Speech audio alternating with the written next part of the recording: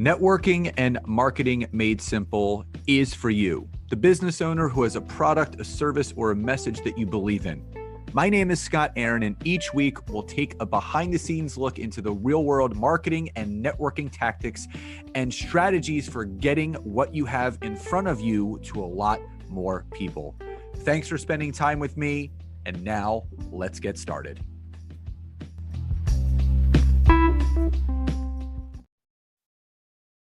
Hello, everyone. Nancy and Scott here.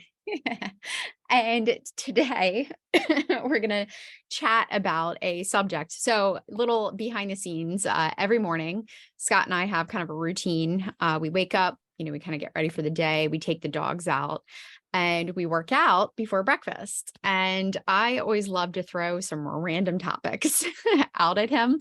And sometimes like this morning, he was like, whoa, too deep. Like, my brain's not awake yet.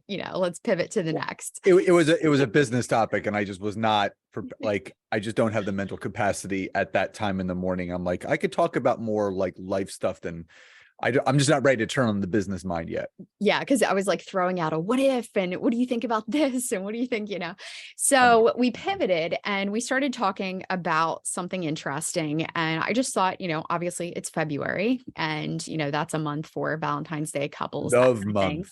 Love month. So a lot of people are sharing kind of behind the scenes of different things. And it really had me thinking it would be a great topic, to talk about and obviously discuss our thoughts and share some behind the scenes of, our marriage and our relationship and, kind of chat about it. So Scott doesn't know any of the questions I'm going to ask for him. I've actually kind of prepped some things along with some statistics and stuff like that.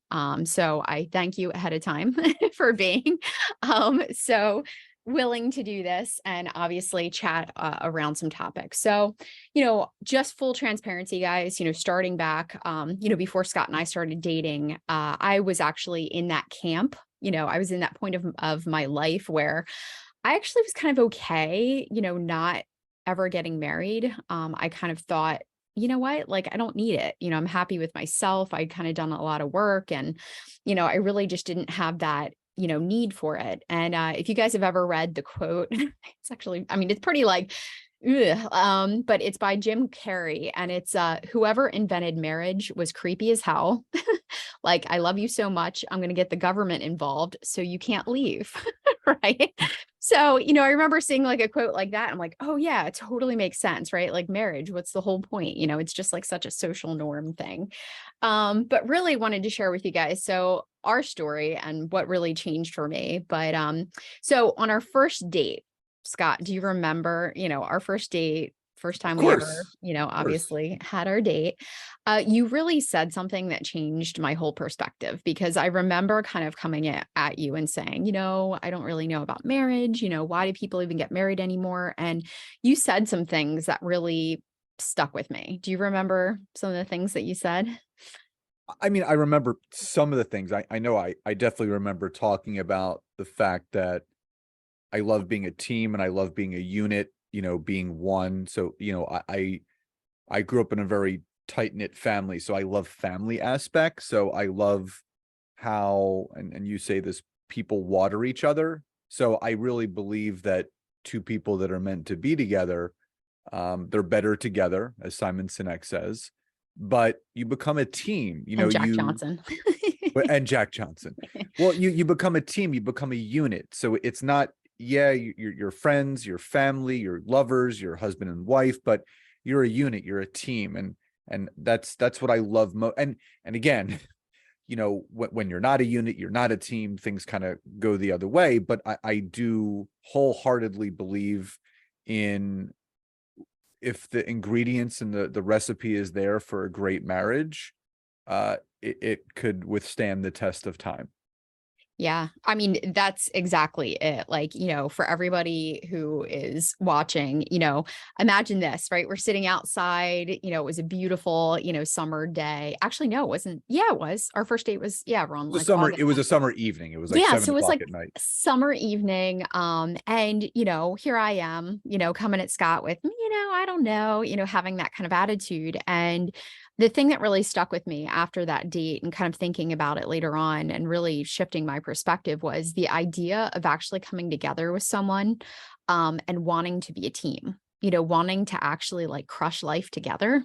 I mean, we always joke like life is a big game, you know, and the idea of, I think, having a partner along the way and having somebody who kind of one checks you when you need to be checked, someone to kind of push you and help you, maybe when you're stuck or needs kind of like that outside perspective. And, obviously having someone along in that journey has been really impactful. So the other thing too, and the reason why I know that we work so well is I had done a lot of work on my confidence, right?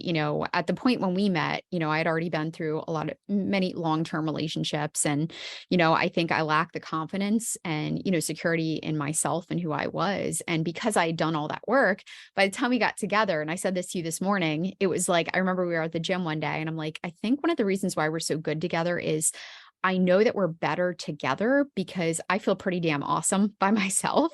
I know that like I still, would have a happy life. I know things would be great. And I felt very confident in who I was. But the fact that us together was better, like that's why we're together. And I think when you can really write down, because here's the thing, I mean, I believe that, everyone can be in any like different situation they want to be in, right? Like we're living in a time where social norms are changing, right? There are more people than ever. In fact, yes, being in a committed long-term relationship, I so see the impacts. I see that it can bring so much joy and benefit to our life. But, there's so many people out there that are on a different journey and, they're really forging new and different friendships and building their life in such a different way outside of having the need, to be in a marriage or in a, long-term committed relationship. So that being said, though, I just know that I wrote down everything I wanted in a partner. And I sat down and I remember being at my kitchen table. I'm like, I'm not going to like be with anyone or commit to another relationship if it's not worth, being so like me being by myself and being independent was like freaking awesome and so much fun. But like if being with someone else was going to make that even better and it was going to really like, obviously enhance our life, together and make my life better, then sure, then that was the deciding factor. Cause, remember when I met you too, I was like totally happy with just adopting more animals and like living, as like an animal person who just kept adopting dogs and cats. A dog and cat mom. Yeah. But I mean, what are your thoughts on that? Well, I think that every relationship plays a part in your life. And I've, I'm twice divorced, so I don't have any regrets, No regrets. no regrets in either of those relationships. There was, I learned a lot about myself and emotional maturity, and it prepares you for, the lifelong relationship you are to have. And in between those, there were some long-term relationships, as you forementioned with you as well. And it's one of those things where you get to an age or you get to a point in your life where, like you, after I exited my last long-term relationship before we started dating, I was like, I'm cool. I mean, some people may not know, but we have a 10-year-old, not together. It's Nancy's stepson and my son from my previous marriage. And I was like, okay, at the time, I guess I was 37 or 38, right? I was like, yeah, 37, 38. I had my son, I had my family, and I'm like, I'm good. If I end up with someone, I do, and if I don't, I don't. And I remember my sister kind of gave me a pep talk, and she's just, she's like, you're too good of a person to just, not share that with someone. And she goes, there's someone out there, for you. And, just like you said, I think everybody has, I don't want to say a checklist, but I think there are core foundations or qualities and traits that we should all require the other person to have in order to have a great relationship. And again, you have the the common ones where, I want someone that's loving and caring and kind and smart and funny, like, which Nancy is all of that. But my number one quality trait that I was looking for was confidence, because I just felt at the place I was at the time in my life and now, I I started to gain more confidence in myself, and I didn't want to have to fix anyone. I wanted someone that kind of started to, maybe they were in the process of, or they had done the work on themselves and they're just fully confident. And I mean, even what Nancy just said was she was, completely, utterly happy with herself, but obviously better together. I was at that same point where I'm like, okay, I'm good with me. I love me.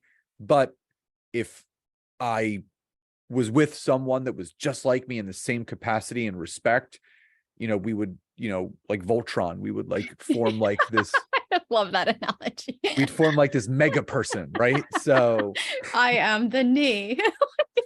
right. Arm, connect. So, I think for me, it was confidence. And I think that is actually a big thing for people right now. I think there's men and women that are still trying to figure it out, whether they're in their mid to late 30s, even their 40s. There are people that have gotten divorced later in life and they're trying to figure it. Confidence is a big thing, like loving you, knowing you're perfectly imperfect just the way that you are. Yeah. I think that was kind of the big thing for me. And amongst all the things that make up Nancy, I think what stood out to me from the get-go was her confidence, and it really shined. And again, that's an attractive feature. I mean, outside of being extremely attractive as a person, people get more attractive the more confident they are. And like, not confident in the sense of like, gloating or, I'm better than everybody, just very confident and firm in her thoughts and her feelings and where she was. And I think there's a big difference between confidence and being overzealous and egotistical. There's a big difference, but her confidence was just shining through. I mean, even on our first date. Aw. Yeah. And that's so, like, again, behind the scenes for everybody else, like, whew, the thing that needed to happen for us to even be together, I mean, was that shift for me in confidence. Like, I always joke to my sister, like, my sister recently in the last, oh my God, few years at this point, turned 30. And I was like, Emily, just wait until you hit 30. Over 30, you just have these realizations and all these things that you thought mattered and all this physical stuff, like all this stuff that you really like perseverated on is not as important as you think it is, and other people's opinions and things like that. So, probably the biggest work between my last relationship and our relationship was confidence. And I remember a mentor of mine uh told me and it was funny, we were having this conversation and he was like, Nancy, you have so much going for you, you were so smart, there's so many things about you, that would make you an amazing partner. And he was like, if you just worked on your confidence and knowing that about yourself and really just like working on that, you're golden, like literally, like can crush through walls, like you're good.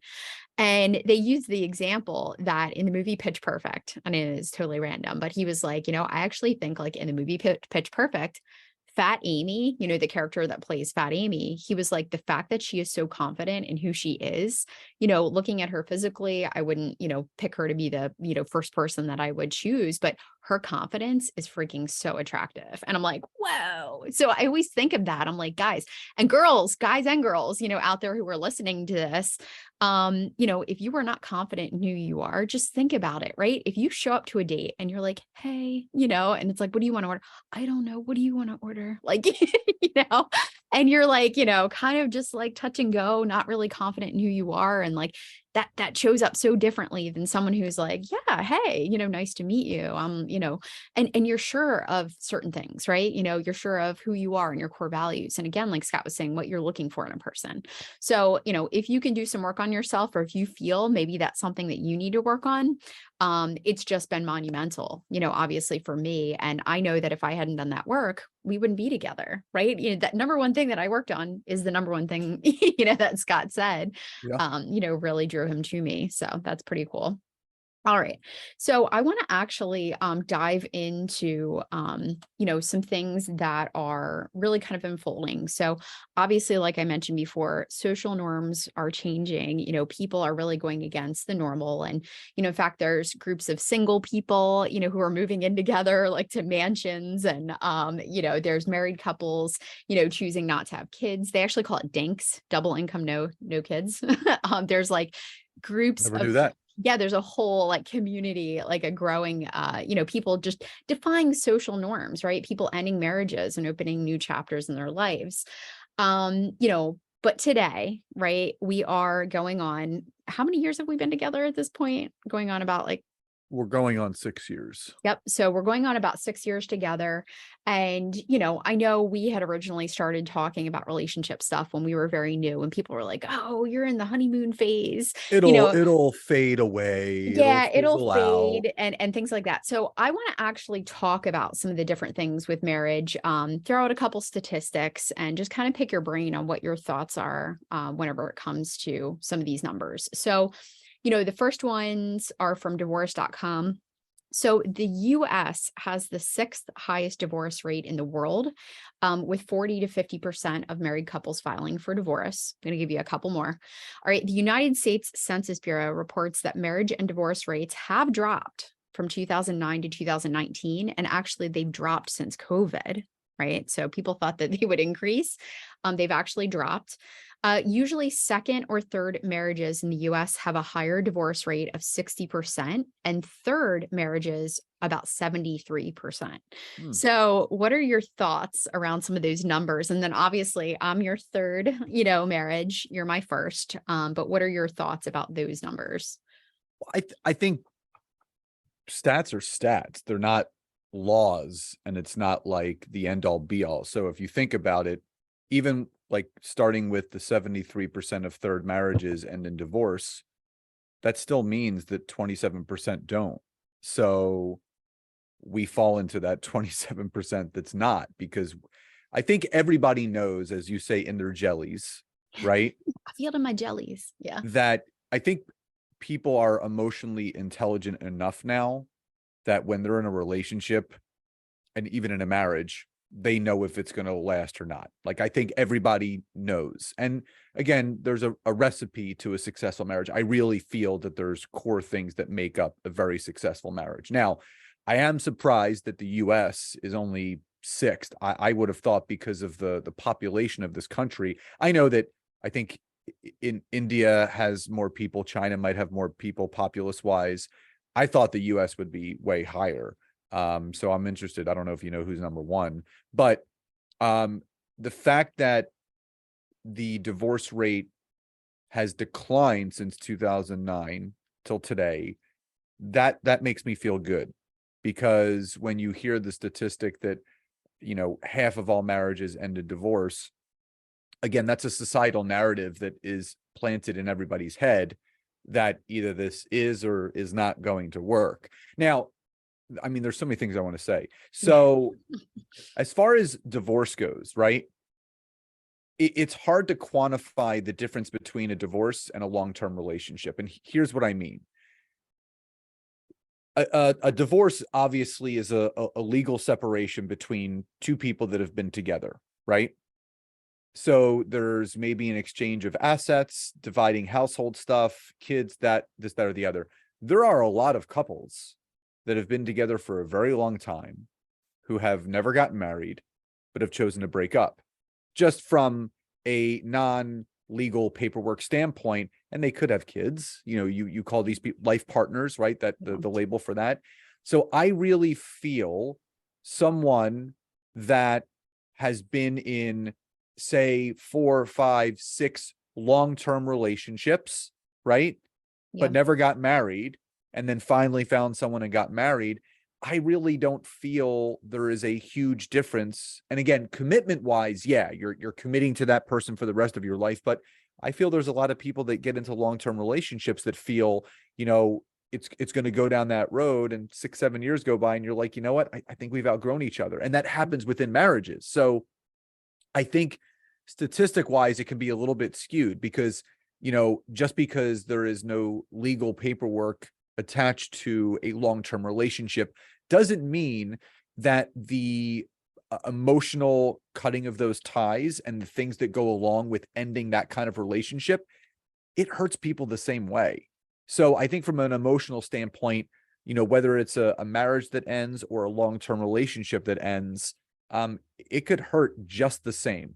Now, I am a little bit surprised about the last statistic that you shared about the pandemic from 2020 to 2023, because I remember reading somewhere that, everyone felt the divorce rate was going to go up because if you think about, yeah, I mean, what people don't understand is Nancy and I spend literally almost every waking hour together.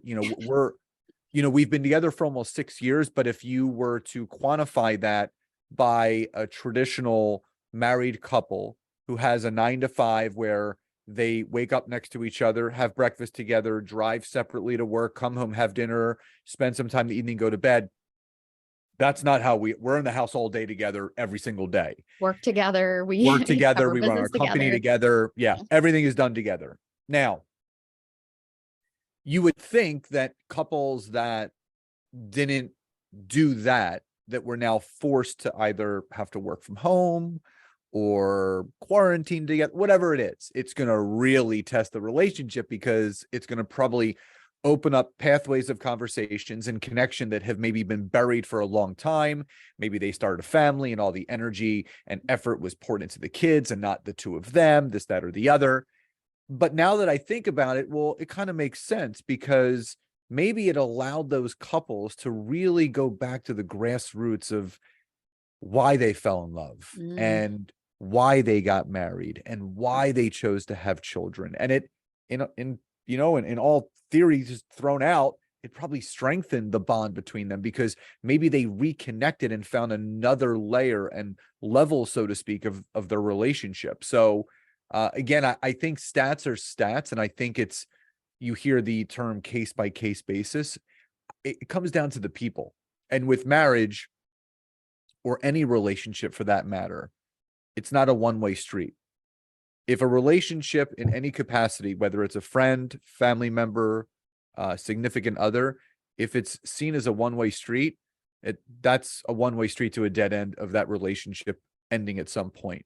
In any healthy relationship, it's a two-way street. Everyone is going to have a difference of opinions. There's going to have to be a middle ground met. So I think the more that people individually work on themselves and really understand who they are as a person, and I always recommend to every human being, Nancy and I read this book together, The 5 Love Languages. It's a classic, but it really allows you to dig deeper into what fills your tank, because for those that are listening or watching this, what most people don't realize, human beings end up trying to fill the cups of others around them based on the way that they would want their cups filled, and not the way that the other person. So again, not going too deep into the book, but there's different ways that we give and receive love, and the way that we receive love from our partner, they may have a different way of receiving that. That's why they always say communication is key. It's right. Really understanding how people work, not only as an individual, but as a couple. That's what's going to strengthen the bond. And I think that last stat of the divorce rate going down even further during the pandemic, I guarantee you there's a lot of people that were forced to kind of look in the mirror and reevaluate or reassess, the reason why they fell in love, the reason why they're still married and have kids and are living the life that they are. Totally. Yeah. No, I mean, I was thinking of that too, because I'm going to go through the phases of marriage too in a second. And, you said it, like reassessing, right? That's even a phase, down the line. And I think showing that gratitude for that other person, actually having to be there with them. I completely agree. So I'm going to go through some additional stats. And Scott did mention, by the way, the book, what's it called again? The 5 Love Languages. Yes. The 5 love languages. We'll link it in the description. Yep. We'll link it in the description, but that book, totally a game changer, because once you find out, obviously, how your partner, receives love and gives love and all that good stuff, you can obviously start to really nurture that relationship that much more. So totally agree. So I'm going to go through a couple other stats. Let's see. Average length of marriage is 8.2 years. Higher your education, the lower the divorce rate. That was interesting. Wait, higher the education, the lower the divorce rate. So the more Correct. educated someone is, the least likely they're going to get divorced. The lower, yeah, the chance. Yep. So the that fact that I went to 3 colleges, does that give us a really, really good chance, even though I only got 1 degree? Yeah. Yes. I think, yeah, it actually says something about that on there. No, yeah, no, it's interesting because, yeah, it says bachelor's degree, which you got your bachelor's, right? Yeah, in HR. Yeah. So in HR, that's so random. I know. So bachelor's, it's like 14 in every 1,000, and then master's is like 12 in every 1,000. So, I mean, pretty interesting. You're saying All right. everyone should shoot for that bachelor's degree is what you're saying. Yeah, or at least the master's. Yeah. As far as divorce rate. So the other rates I pulled up here, so this is from flingorlove.com. The marriage rate. Okay. So this is just talking about people actually getting married. So the marriage rate in the US. Okay, yeah. So it says the marriage rate is 5.1 per 1,000 people, which is down 6 per 1,000. It says the marriage rate is the lowest today since the US government began keeping records in 1867. Approximately 80% of US households were married couples 70 years ago, compared to 49% of married couples today. So marriage in general, right? Like people actually getting married, that's dropping. Among unmarried adults, 58% say they wish to get married in the future, 27% aren't sure, and 14% say they don't want to get married. Among unmarried adults who want to get married someday, 9% say they just haven't found the right partner. 41% state not being financially stable as the main reason they are unmarried. And the average age of marriage is now over 30, which is actually between like 33 to 34 in some cases. So any thoughts on those stats on the marriage rate? Yeah, well, again, none of this surprises me, and I would say, because I think the woke society that we live in now, I think people are becoming more independent thinkers, and I feel are less impacted by societal beliefs. I think people are thinking more independently and saying, you know what? I don't have to get married. I don't have to have kids. I don't have to, do this, that, or the other. I think people are just kind of beating to their own drum. So I'm not really surprised, but I would say, in respect to the 2 different things that you said, one, not finding the right person, and money. You and I have talked at length about people settling and how they feel they're at a certain age. I'm just going to close my eyes, spin a wheel, and whoever it lands on, that's going to be the person. But you and I have also talked about how we both agree that there are so many, an overabundance of wonderful women out there, and a very small pool of Good great guys. And I'm going to turn this back to you in a second, because I want the female perspective on this. Now, again, I know I'm not like most guys. I'm not tooting my own horn. Yeah, you're a unicorn. I'm just built differently. And I think that goes back to, obviously, the people that you're raised by and the environment that you're in. And I think I appreciate my emotional connection to myself and other people more now than I did when I was younger. It wasn't cool to be like emotional and kind of feminine energy. I was always friend zoned all the time. Yeah. But I think in respect to settling, like, because they haven't found the right partner, I understand it's really hard. And as you get older, it becomes more difficult. But I think love doesn't know age, meaning you may meet that person when you're 30, you may meet that person when you're 40 or 45 or 50. And you just have to appreciate whatever journey that is. And I 100% agree. If you should never settle, you should never ever settle, because it's a recipe for disaster. You should always do your due diligence and test the waters, see what's out there. And it's so cliche, but when you know, you know. I mean, you really know. When it took Nancy and I 3 dates, not that we did not have a bad first or second date. They weren't bad, because there wouldn't have been a second date, there wouldn't have been a third date, but it really took that third date for us, which the time span between our first and third date was almost 3 months. Our first date was like towards the middle of August, but we really didn't connect until the mid-November. So there was a big disparity between our first and third dates, but that was like when we realized our walls were down, we were truly being who we were, and we realized there was something really deep, meaningful, and special there. In regards to money, money is an interesting thing, because it's people say it's the root of all evil, but I believe that money, I mean, there's an overabundance of money out there. I don't care what anyone says. I mean, there is so much money circulating out there. Most of the issues that people have in regards to money go back to the environment that they grew up in, right? If you are raised in an abundant mindset family, not saying that you're wealthy and you have a butler and a cook and a chef and all that stuff, but if you're never fed, I was always fed to work hard, right? Work hard, do good work, um, be mindful of people, be kind, be generous, be grateful. And it was never like,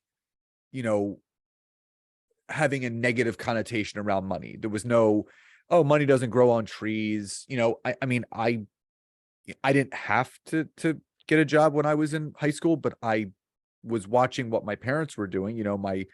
My mom was, working in sales when she didn't have to. My dad was running his companies, and I kind of followed suit.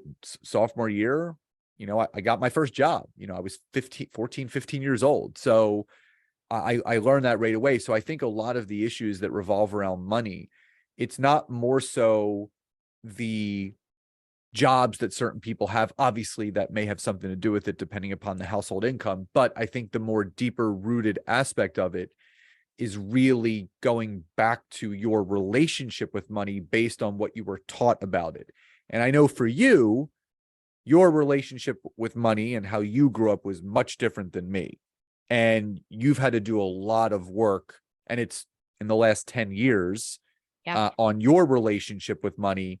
And I'm not saying that I played a prominent role in that, but I definitely, my relationship with money and my prosperity consciousness definitely bled onto you, and you started to get it, and anyone can get it at any point. So I just want to kind of turn it back to you first and go back before we go forward. Well, even before we go back, I just want to stop there, because I think for anybody watching, again, us, we like to be pretty transparent and open about everything. And I just wanted to thank you, because, reading that statistic for me, right, that a lot of people actually don't put themselves out there because they don't think they're in a financial place, or they don't feel like they have it all together. Well, it really hits me home, because when we met, right here, I am, had gotten out of a long-term relationship. I was juggling a mortgage, my student loans, starting a new business, right? Trying to get that going. I was renting out rooms in my house. I was scrapping, I was scrapping to get by. I mean, I had credit card debt that I had taken out to start the business, different things like that. And so I was in a really vulnerable and raw place financially, and I was so insecure about it. And I remember that I just felt so sick about it. And we talked about it. It was like, holy shit. I remember, I outwardly said, look, I am really scared. I'm really frustrated. I'm really concerned. I just, and me being so independent, my whole life, right? It's like, I've got this, I've got this, I've got this. But here's the thing.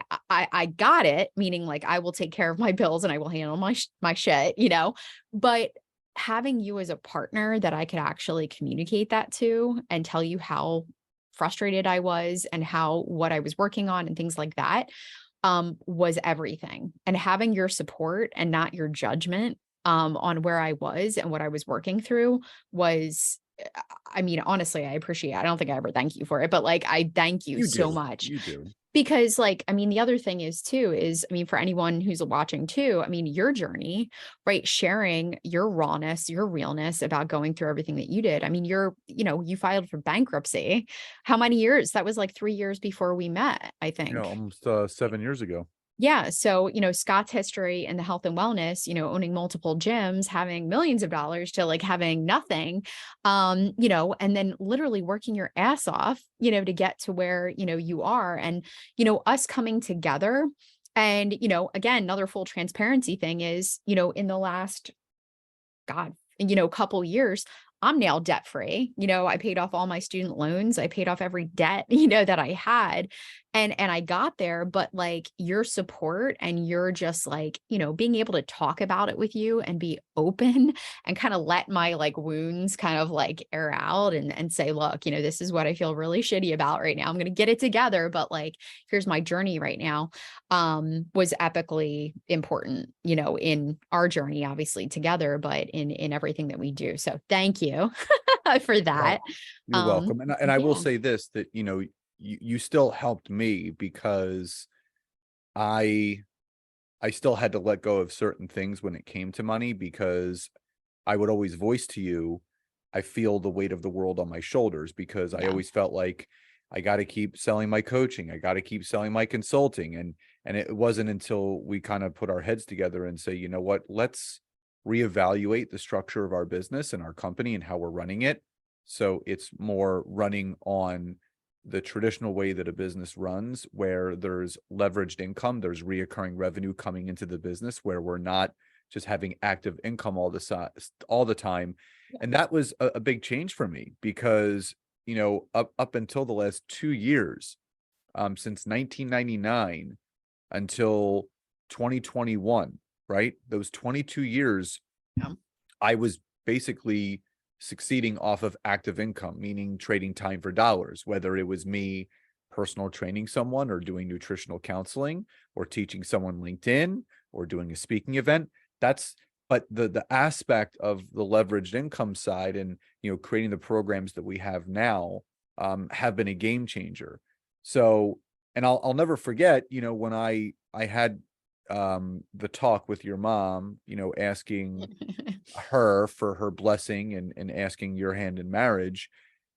I mean, she said yes right away, but she just said, you got to just promise me one thing: you'll take care of my daughter. And again, I mean, that was without a doubt, one of the big things that bonds two people together is feeling, number one, cared for, and B, taken care of. And that's the thing, like, we take care of each other, because it's not so much, yeah, I'll financially support her, I'm going to be her sugar daddy. Like, it wasn't that. It was like, just It's like, really, let's figure this out. yeah, Yeah. it was taking care of that person, whether it's from an emotional standpoint, whether it's from a physical standpoint. When Nancy had her cancer surgery a year and a half ago, like, that was a new thing for me, because, seeing your partner not being able to stand up straight for like 7 days, and having to wash them. And I mean, it's no, I mean, you Yeah. learn new ways of caring for people. And then obviously,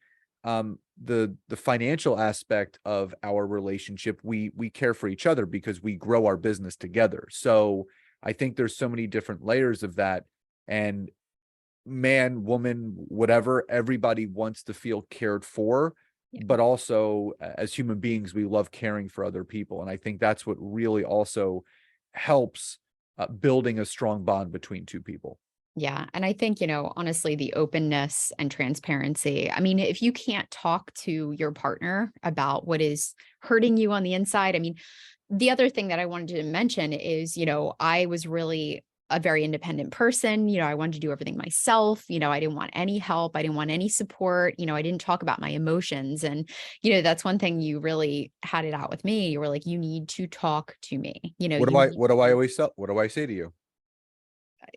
speak your truth. Speak your truth. Yeah. Like, I mean, I would let things bottle up. I would, do that whole thing where I bottle, bottle, bottle, and then I go, bah. you know, and, or I'd be like so sad or, upset. And like, that's not fair to you if you don't know what's going on, and it's not helpful for me. So I think that was a big, big growth for me. I think And also during. I can't bottle up anymore. Like I'm always in the moment. So if something is annoying me or pissing me off, I say it right away. But like not Yeah. yelling or screaming. It's just Yeah. I live so presently now that I need to work through certain aspects, whether it's life or business, whatever it is. I have to talk about right then and there, Yeah. or it'll get stuff down, which I did when I was younger, and I'm Yeah. not going to do that anymore. Yeah, no. So, I mean, you've definitely helped me with that as well. And I mean, that I think quite honestly has been huge. I mean, for people out there who are like, oh, what advice would you give? Whatever. It's like, I think like communication, just flat out being open, like no passive aggressive bullshit. Like, Therapy. I mean, you and well, I have been yeah, going to yeah, therapy for years individually. We've done couples therapy, and everyone has yeah. such a negative connotation about that. Which Like, is ridiculous. it's Yeah. unbelievably helpful Yeah. having a third party that can have that 10,000-foot view on you as an individual. Because Yeah. again, as a person, we're so in our own way, in our own head about certain things that we can't see, you know, up from down. Even as a couple, right? Yeah. So when you have that third party there that's kind of just examining how the two people are interacting, or giving you some sound advice, Yeah. it helps you to kind of progress through, not only as a person but as a couple. So you know I feel like, there's a lot of people that, maybe will hire a relationship coach or a life coach. Like, I'm not saying that they're Yeah. not qualified, right? But nothing beats finding a good old therapist that can really help you with certain aspects. And I can really attribute, when Nancy got me, I was becoming the best version of myself. I had been, Yeah. at the time that Nancy and I started dating, I had been in and out of therapy for 5 years at that point. And I think I was still seeing my therapist when Nancy and I first started dating. And it wasn't, she didn't think that was weird, because she had been seeing a therapist as well. And I really feel, if something is really pulling at you, and you're at a crossroad in your relationship where the communication style is maybe getting disconjointed, and you're not hearing each other, like that could mean that, you need to just take a step back, get some sound advice from someone else to kind of work through whatever bump in the road there is, or whatever communication style or kink is there that's not allowing the communication and relationship to flow. Yeah, well, I even think proactively, right? Like, nothing's wrong. It's like, like you don't have to, like if somebody recommends in the relationship, hey, I think we should go to therapy, or I think we should go to a couples counselor or something like that. It's like, I want to break that stigma of, it's because there's something wrong too, right? Oh I yeah, think, we've had sessions with our therapist when nothing was wrong, everything was right, but we wanted some advice about a potential situation and yeah, how we could handle it, like navigating it and stuff like that. getting Yeah. ahead of it. So, yeah. So, I mean, again, I think it's just like always, in my opinion, always a good idea. But again, it doesn't have to be something that you've got to be like, oh, well, if we go to therapy, that means there's something wrong, or we're failing, or we're not, I think if you go in there with the right mindset, which is, look, like, it's totally normal. It's completely fine. And why not? If you want to strengthen your relationship, right? Every relationship, has tough points, of where, there could be things that are weighing on your heart, or, communication blockages, or things that you need to get through, or, just things that you got to deal with in life. It's okay, so I think that's another thing. I mean, communication's huge, and also, seeing help, whenever you might need it.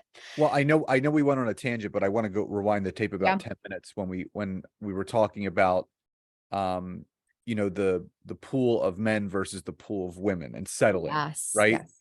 So just Well, kind of riff on that a little bit, because there's, you and I see more and more great, wonderful single women out there that just can't, they're on maybe a self-discovery journey or whatever it is, but like, what's your thoughts, opinions, and feelings on the pool of women compared to the pool of men? yeah. So I was looking for the statistic. I actually can't find it right now, but the statistic that I had found earlier, was over 60, I think it was like over 60 something percent of women are the ones that actually file for divorce. And it was only like 35% of like men do. And the reason why, obviously there's infidelity, there's other things, but in most cases it's because their significant other, their husband, whatever, was not supporting them emotionally, right? They were not being empathetic and meeting with them, with that. I think that's so interesting. And I actually think there's a book. I'm not sure if it's on my shelf right now or whatever, but it's the Men Are From Mars, Women Are Mars, From women are from Venus. Venus. Yeah. So again, Scott's a very different guy. And again, I'm so grateful that, we found each other when we did, because we have done so much work on ourselves. Because you're such a kind and loving and caring person. I mean, I honestly thought it was like a hoax at first. I'm like, what is this guy hiding? Like, what is the deal? Because I mean, you really were just like so incredibly sweet and thoughtful. And I'm like, seriously, what's the catch? But the thing is there are a lot of there's a big disparity, between men and women and what they need, right? In a relationship.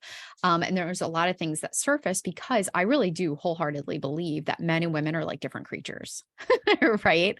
We're like totally different beings. Like I could be thinking of all these different things and going down this rabbit hole about all this emotional stuff. And you could be like, nope, just totally on the surface, not overthinking anything and having a total, different perspective on something. So, I just think that alone, that a lot of people, you know, a lot of men, I will just, say that uh, don't know a lot about the differences. And I think don't know a lot about, and you mentioned it, the 5 love languages, like knowing Yeah. what their partner needs, doing different things that could help out your partner, right? Like I know a common complaint I hear all the time is, oh, he didn't do this, or he, didn't do all the dishes, or didn't take out the trash, or didn't do whatever. And like, it's funny because even my brother told me, he was like, hey, you want to know the secret to a happy marriage? He was like, assign jobs. And I'm like, what do you mean?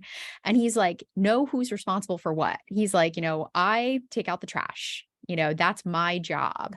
So meaning if the trash gets a little bit, to the top, that's me, right? That's like my responsibility. If the dishes after dinner, it's whoever did the dishes, whoever didn't cook the dinner or whatever, does the dishes. So there's basically like jobs set up. And then that way it's a little more clear cut. Because here's the other thing, and I think this was kind of brilliant because I think people have different thresholds, right? I joked about it with you, like with laundry, right? We haven't officially assigned laundry as a job, but your threshold is probably a little bit shorter, like meaning you're going to be like, all right, I'm going to throw some laundry in, I than mean, my mine. threshold for dishes, trash, and laundry is very short. So Yes, is it's very short. constantly getting done. Yeah, so it's always getting done. And honestly, like, I mean, again, if you keep up with things and like you dirty the dish, you do it, or you put it in the dishwasher right away, like, those things all come into play. But I do feel like a lot of times, it is looked at like the men sometimes come across as lazy, or the men stop caring, or the men aren't empathetic, right? To what women need. I think that's like, a common complaint. Right. You're doing nothing, I'm doing everything, but it brings up the question, have you voiced what you would like the other person to do? Correct. Like, I think that's huge. And again, we go back to communication, Yeah, but right? men and women, Mars and Venus aside, no one's a mind reader. I mean, well, Yeah. some people are empaths or whatever, but Yeah. that's you can't assume anything in a relationship if you don't say it. Like, and I mean, we communicate like, I'll cook dinner and I'll say, hey, can you get the dishes? Or, you cook dinner, I'll immediately start doing the dishes. You'll say, hey, I left the trash out, in the entryway. Can you go take it out? Laundry, I typically do the laundry, And put I in the fold it. baskets, and Nancy Yeah. folds. So we have our role in that. So because my office where I am is by the laundry room. So it's really easy for me to just run in there, throw laundry and switch it over. I'll bring the baskets up. I'll put them in the bedroom, and then, I'll walk into the bedroom later and Nancy's either A, folding, or B, she's done. Yeah. We call it our folding party. So, again, it goes back to communication. And Yeah. it's really funny because I remember we used to do these Sunday night chats, and we always talked about like bringing them back up again. But Nancy and I are just very protective of our weekends, and so we like to relax most of the time. But we're here to say that this honeymoon phase that people classify new relationships, you can continue to strengthen your relationship whether you're married, not married, kids, no kids, whatever it is, it's really a matter of how much and how important is that other person to you. Because if they are of the utmost importance, which they should be, because that's why you're with them, you should do whatever it takes to continue to build the foundations of that relationship. And Nancy and I, when we do our goal board every year, we put relationship stuff like Yeah. we both love playing video games, so we downloaded a video game that's actually for couples that we play. It's so cute. It's called It Takes Two. Yeah, it's Yeah, called It it's Takes so cute. Two. It's like a teamwork type game, husband and wife. But we also love board games. So whether it's playing Monopoly with Taylor, which he loves to crush us at, And or Scrabble, we or play Scrabble. Scrabble. Nancy Yeah, and I just playing Scrabble. Like again, you find things that really bond you, and it relationships evolve just like life evolves, but you have to be open to all of that. And going back, communication, not stuffing your feelings, being open and honest with your partner. And Nancy helped me through a personal situation that I was going through. She was making me aware of certain things that were triggering emotional things in me, and states that I was in. And I am so appreciative of, because I feel so much better. It's like almost like a weight off my shoulder, because I feel, since we had this open conversation, I am more myself all the time, not just at certain times. And it was, and intuitively I knew I was like, certain things were triggering me and I was feeling a certain way, but again, I was stuffing it. But when Nancy kind of brought it to the surface and we talked through it, it's like a sigh of relief. And I feel so at peace and so relaxed and so just like chill when there were certain situations that would come up and I would be just totally on edge. And I just like, would just like, just have minor freakouts, and then like, I'm like, why? Like, it's just not a big deal. So yeah, and that's the sign of a healthy relationship, when you let the other person know, like, hey, I'm noticing this, you got to check yourself, turn the yeah. mirror around. And that's what two people that love and care deeply about each other, that's what you do for each other. Totally. So, I was going to go through the different phases of marriage. Actually, maybe we can talk about that another time. You guys can even share in the comments if that's something you'd be interested in, because I think that's pretty interesting, like the different phases of a marriage. But no, I just wanted to thank you for jumping on with me and, really sharing your perspective, because, I know, again, you've helped me in so many different ways. And I know we've grown together in so many different ways.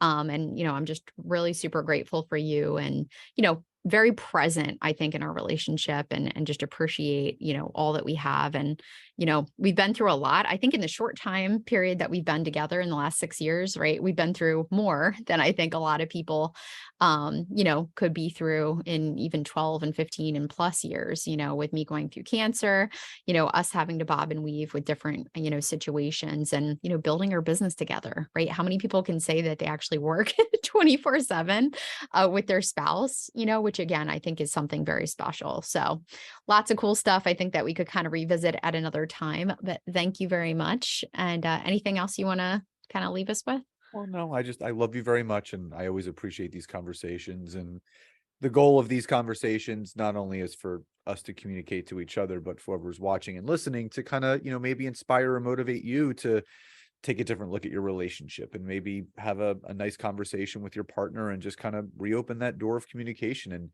And really, if you ever read the book Better Together is Better by Simon Sinek, it's just a wonderful reminder that as human beings, we make each other better. We water each other, as Nancy always reminds me. And I just appreciate everything that you've done for me and Taylor, our business, our life. Because again, as you always say, we both would be really happy just on our own, but our Yeah, life would not be anywhere close to where it would be, and is going, if we weren't together. So I just really 100%. appreciate and love you very much. Absolutely. All right. Well, we're going to wrap this up. You guys share in the comments below any big takeaways. Like I said, we'll share the link for a couple of the books that we mentioned, and hope you guys have a wonderful rest of your day.